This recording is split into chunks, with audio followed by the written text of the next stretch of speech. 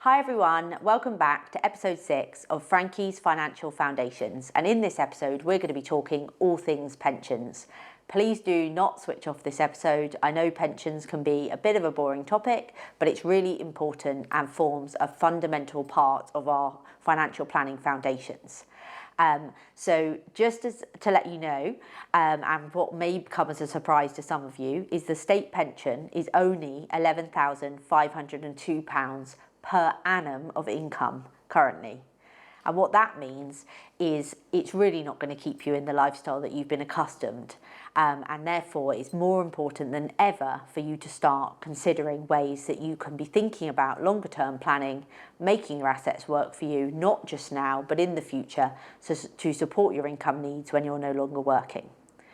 So when it comes to pensions, there's lots and lots of changes that happen regularly, and it's important that we keep up to date with those changes and remind ourselves of legislations.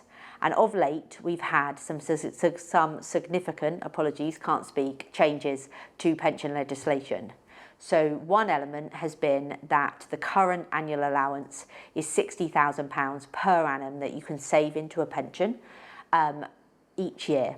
You also have the ability to carry back 3 years on your pension input. So for those of you who haven't been maxing out your allowances, it may be something that you want to look into.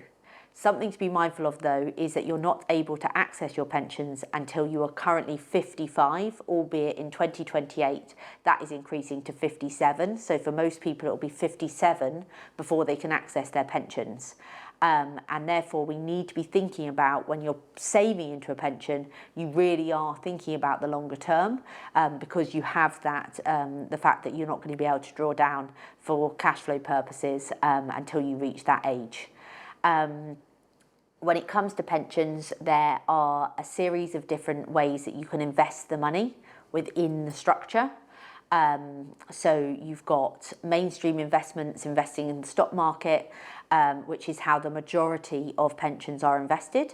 But also there are certain pensions which enable you to invest in other asset classes, such as purchasing commercial property or potentially buying shares in private companies, or even some structures allowing you to make loans to your business of up to 50% of your pension value. Again, it's important that you seek advice when thinking about different options and understand what's available to you and make sure that it's appropriate. So there are lots of different types of pensions. You've got the state pension, which you're eligible from age 67, and as we touched on at the beginning, gives you £11,502 of income at present. The great thing about the state pension is that it's index linked, which means it rises with inflation. Then you've got workplace schemes. So if you're working, you will, if you're over the age of 22, you will likely have been auto-enrolled into a pension scheme. And that will usually mean that your employer is contributing around 3% of your basic salary into the pension, and you will be contributing 5% of your basic salary. It is then up to you to consider whether you want to increase that, and some employers will have different benefits packages which allow increased savings. I would really encourage anyone who has auto-enrolment entitlement to be utilising this, because it's a really great way to get other people to be contributing to your pension to build the pot for the future. You then have personal pensions and something called a self-invested personal pension, a SIP.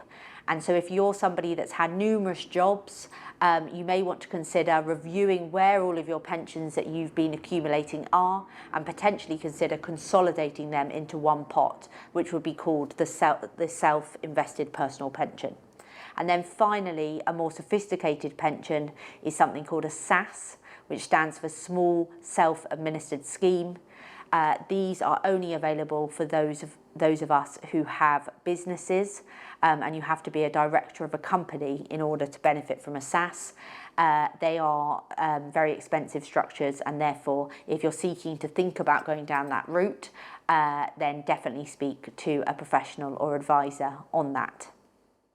I often get asked by individuals, how much should I be aiming for in my retirement and what will my income look like? first of all, it's different for everyone, and so it's a very difficult question to answer.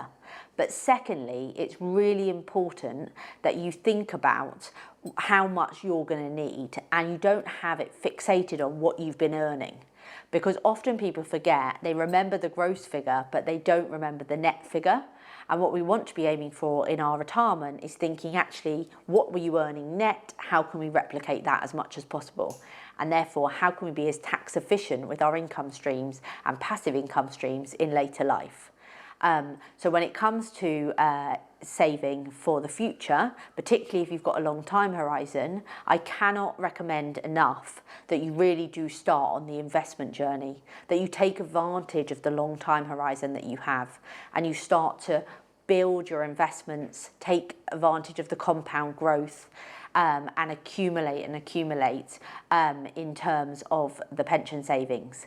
Because even the smallest of steps, repeated over time and left in the market to grow, could have a significant impact on the end pot when you come to draw down on your pensions. So that's that for episode 6 of Frankie's Financial Foundations. I hope that you found the last 6 episodes that we put together useful. Please do take your time, go back through, but that really is laying down the financial foundations and the conversations that I'm having with my clients every day around how to manage their finances, regardless of their wealth. And so wherever you're at in your financial journey, if you start to think about the 6 things that we've discussed in this series, you really will be putting your best foot forwards to building a better financial future. Thanks so much.